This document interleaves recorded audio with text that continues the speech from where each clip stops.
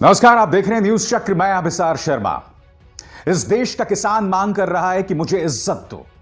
इस देश का युवा ये मांग कर रहा है कि मुझे रोजगार दो। मगर जो सरकार, जो पॉलिटिकल पार्टी हमें धर्म में, हिंदू मुस्लिम में फंसा कर रखना चाहती है, कि क्या वाकई वो उनकी मांग को सुनेंगे या एक बार फिर सियासत के चलते उसे अनसुना कर दिया जाएगा। दोस्तों, कुछ दिनों पहले तक मुझे इस बात को लेकर चिंता थी कि किसान आंदोलन को क्या होगा, क्या किसान आंदोलन बिखर रहा है।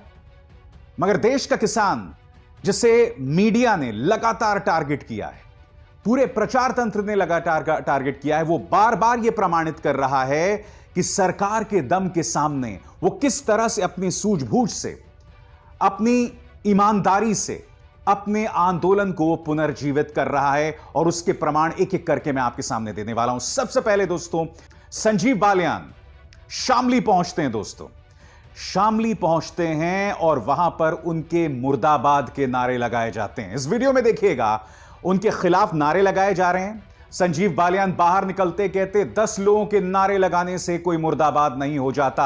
शायद संदीप बालियान, जो सामने हकीकत दिखाई दे रही है, जो आईना दिखाई दे रहा है, उसे देखने से इनकार कर रहे हैं। यह वीडियो देखिए, फिर मैं इसकी चर्चा करूंगा। मुर्दाबाद! मुर्दाबाद! जिंदाबाद! संजीव बालियान की मुसीबतें यहां खत्म नहीं होती हैं। अब यह वीडियो देखिए दोस्तों। एक बुजुर्ग किसान नेता, उन्हें उठने तक में तकलीफ हो रही है। संजीव बालियान उनसे मिलने गए हैं।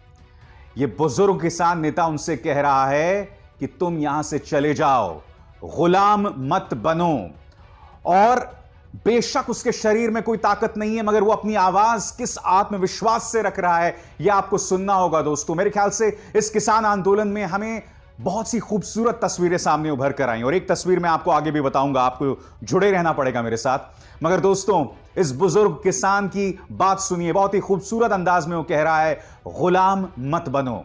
और वो ये भी कह रहा है कि यहां से चले जाओ। संजीव बालियान के लिए संदेश है, सुनिए। तमाम गुलाम जब तुम एक तय कर लोगे सब किसान ये तो बनते लगे। संजीव बालियान को दोस्तों इसी तरह से विरोध करना पड़ा। और मैं आपको बता दूं, इस बात से गृह मंत्री अमित शाह बेहद चिंतित हैं।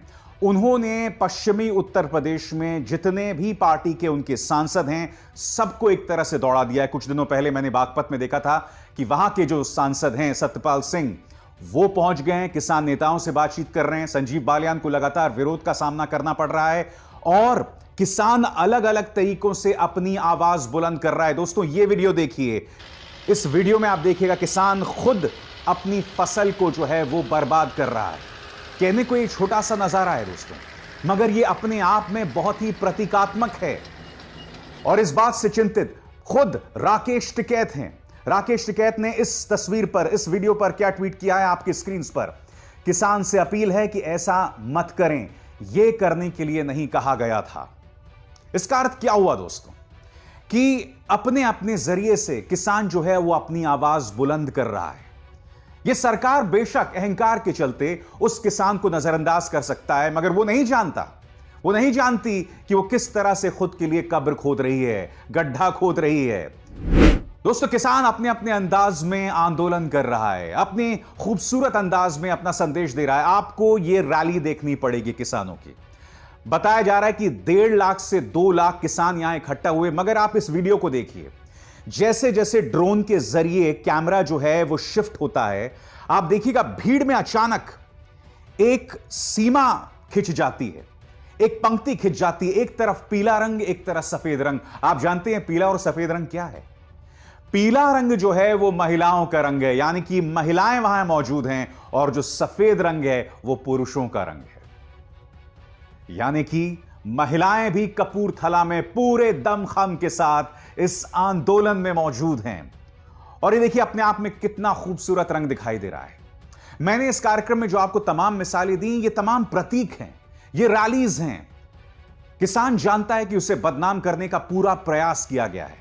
कई रहस्यमय ताकतें उसके किसान आंदोलन को 26 जनवरी में आ गई थी बदनाम करने के लिए, जब लाल किले में कुछ लोग प्रवेश कर गए थे। हालांकि उस वक्त भी मैं फिर दोहराना चाहता हूं, बार बार दोहराता हूं, निशान साहब का झंडा फहराने से तिरंगे का अपमान नहीं होता, मगर वहां पर निशान साहब का झंडा नहीं फहराया जाना चाहिए था।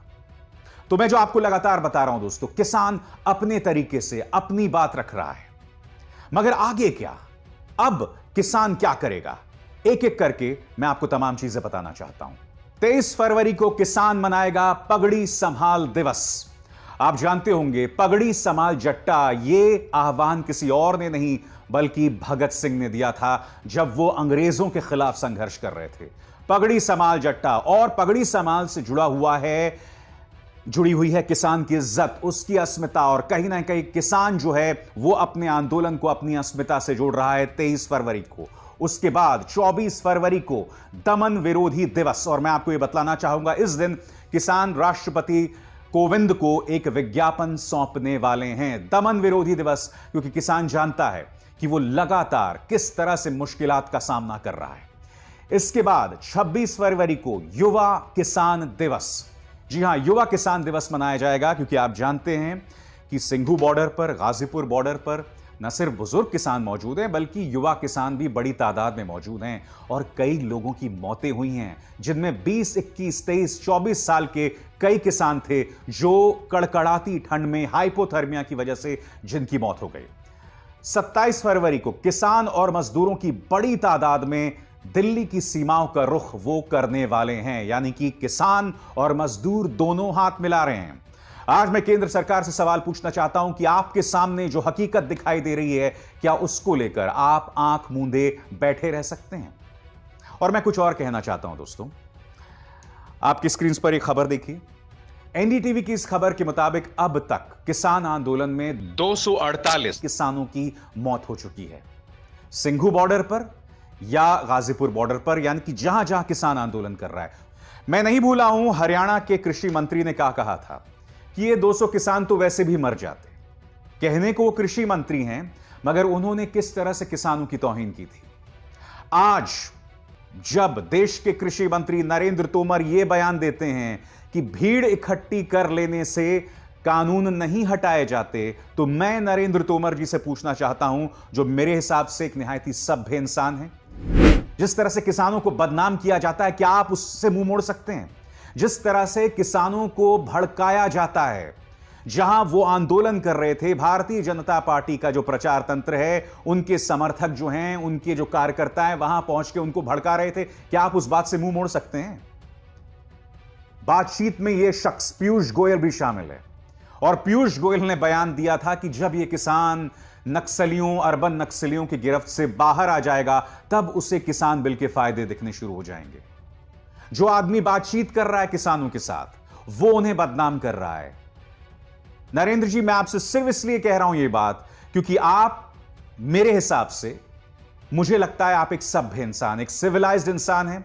आपसे मैं मिला भी हूं निजी तौर पर, और आपसे बात करके हमेशा अच्छा लगता है। मुझे लगता है किसान भी जब बातचीत कर रहा है ना, तो नरेंद्र तोमर के हाव भाव से, उनके अंदाजे बयान से उसे बहुत ज्यादा दिक्कत नहीं है। मगर इसी बातचीत में पीयूष गोयल भी हैं, वो पीयूष गोयल जिनके जो नेतृत्व करते हैं, इनका ट्विटर में एक अकाउंट है पीयूष गोयल ऑफिस, और पीयूष गोयल ऑफिस जो है, जो एक वेरीफाइड अकाउंट है, वो करीब 1 लाख से ज्यादा गाली गलौज करने वाले ट्विटर ट्रोल्स को फॉलो करता है। कई ऐसे लोगों को फॉलो करता है जो महिलाओं के बारे में अभद्र टिप्पणियों का इस्तेमाल करते हैं, भाषा का इस्तेमाल करते हैं।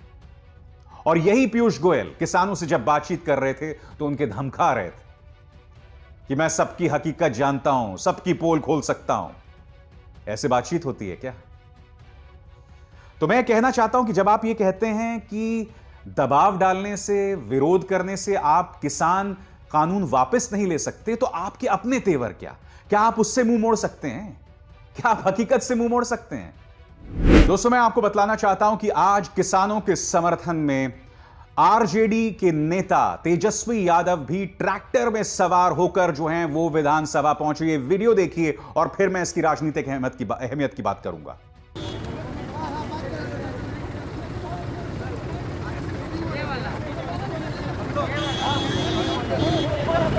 ये क्या बतला रहा है कि तेजस्वी यादव ट्रैक्टर के प्रतीक का इस्तेमाल कर रहे हैं विधानसभा पहुंचने के लिए। यह क्या बतला रहा है? यह बतला रहा है कि भारतीय जनता पार्टी के लिए सिर्फ पश्चिमी उत्तर प्रदेश में मुश्किल नहीं है। तेजस्वी यादव सरीखे नेता जो हैं, वो लोग बिहार में किसानों का मुद्दा भी दमखम से उठाने वाले हैं और उठा रहे हैं। और यह वीडियो जो फिर आप अपने स्क्रीन पर देख रहे हैं, जिसमें तेजस्वी यादव जो हैं सवार होकर ट्रैक्टर पर पहुंचे विधानसभा, यह अपने आप में बहुत ही प्रतीकात्मक संदेश है और केंद्र सरकार इससे मुंह नहीं मोड़ सकती, बीजेपी इससे मुंह नहीं मोड़ सकती। और साथ ही भारतीय जनता पार्टी युवाओं के मुद्दे से अपना मुंह नहीं मोड़ सकती। और क्यों, मैं आपको बताता हूं। आपके स्क्रीन पर दोस्तों, कल राहुल गांधी ने एक ट्वीट किया था, क्योंकि कल ट्विटर पर लगातार जो है ट्रेंड कर रहा था मोदी रोजगार दो। मैं आपको बतलाना चाहूंगा, इस मुद्दे को किसी और ने नहीं बल्कि वायनाड से कांग्रेस के सांसद राहुल गांधी ने भी अपना समर्थन जतलाया है। मगर आपको यह सवाल करना पड़ेगा दोस्तों कि आखिर युवा क्यों सड़क पर मौजूद है?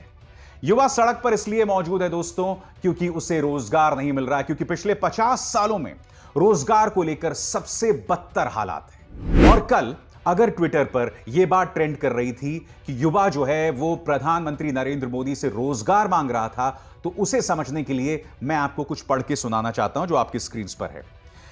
तैयारी कर रहे छात्रों का कहना है कि कर्मचारियों का चयन करने वाली संस्थान स्टाफ सिलेक्शन कमीशन अब स्लो सिलेक्शन कमीशन बन गया है। परीक्षा में पारदर्शिता पर भी सवाल उठाए जा रहे हैं। 25 फरवरी से छात्र इस मुहिम की शुरुआत कर रहे हैं। प्रतियोगिता की पढ़ाई कर रहे छात्र और पढ़ा रहे शिक्षक भी केंद्र और चयन आयोग के खिलाफ हैं। इसमें ऑनलाइन कोचिंग और कई वेबसाइट के माध्यम से पढ़ा रहे शिक्षक ने भी हल्ला बोल का ऐलान किया है। और मैं आपको बता दूं कि आने वाले दिनों में, जी हां, आने वाले दिनों में भी इस आंदोलन को जो है वो उग्र किया जाने वाला है, क्योंकि स्टाफ सिलेक्शन कमेटी जो कि कर्मचारियों का चयन करता है, ये पूरी की पूरी प्रक्रिया जो है, इस पर लगातार आंदोलनकारी सवाल उठा रहे हैं। वो युवा जो परेशान हैं रोजगार को लेकर, क्योंकि देखिए, सच तो यह है कि इसी भारतीय जनता पार्टी ने इस बात का वादा किया था सत्ता में आने से पहले कि हम 1 साल में करीब 2 करोड़ रोजगार देंगे। अब वो तो दूर की बात रही, मगर मैं हर बार जब भी मैं देखता हूं कि भारतीय जनता पार्टी के नेताओं से सवाल किया जाता है, तो वो अक्सर गोलपोस्ट शिफ्ट कर देते हैं। वो कहते थे नहीं, रोजगार तो मिल रहा है, मगर इस तरह से मिल रहा है, उस तरह से मिल रहा है। जो बुनियादी वादा था इनका युवाओं को लेकर, उससे ये पूरी तरह से पीछे हट गए। तो ना किसान खुश है और ना युवा खुश है। मगर हकीकत यह भी है दोस्तों कि इस सरकार के पास एक तुरुप का पत्ता है, और वो तुरुप का पत्ता है धर्म। वो तुरुप का पत्ता है हिंदू मुस्लिम सियासत, और जहां पर भी वो कमजोर पड़ने लगते हैं, उस सियासत का दांव खेल देते हैं। मैं आपको एक बात बतलाना चाहूंगा। कई लोग कह रहे हैं कि इस वक्त जो पश्चिमी उत्तर प्रदेश में किसान आंदोलन चल रहा है ना, वो ऐतिहासिक है, क्योंकि जाट और मुसलमान एक साथ आ गए। 2013 में जो दंगे हुए थे, उसमें जाट और मुसलमान एक दूसरे के जानी दुश्मन थे, मगर इस बार वो दोनों साथ साथ आ गए। मैं आपको एक दावे से कह सकता हूं दोस्तों, जैसे ही चुनाव आएंगे, सब लोग या तो हिंदू के तौर पर या मुसलमान के तौर पर वोट करने लगते हैं। तब भूल जाते हैं कि किन मुद्दों पर हम साथ आए थे। यह बदल गया है 2015 के बाद। इसलिए जो लोग इसे बहुत क्रांतिकारी बता रहे हैं, मुझे उससे बहुत ज्यादा उम्मीद नहीं है। मैं उम्मीद करता हूं कि पश्चिमी उत्तर प्रदेश के किसान मुझे गलत साबित करेंगे, उत्तर प्रदेश की जनता मुझे गलत साबित करेगी। न्यूज चक्र में बस इतना ही। अभिसार शर्मा को दीजिए इजाजत। नमस्कार।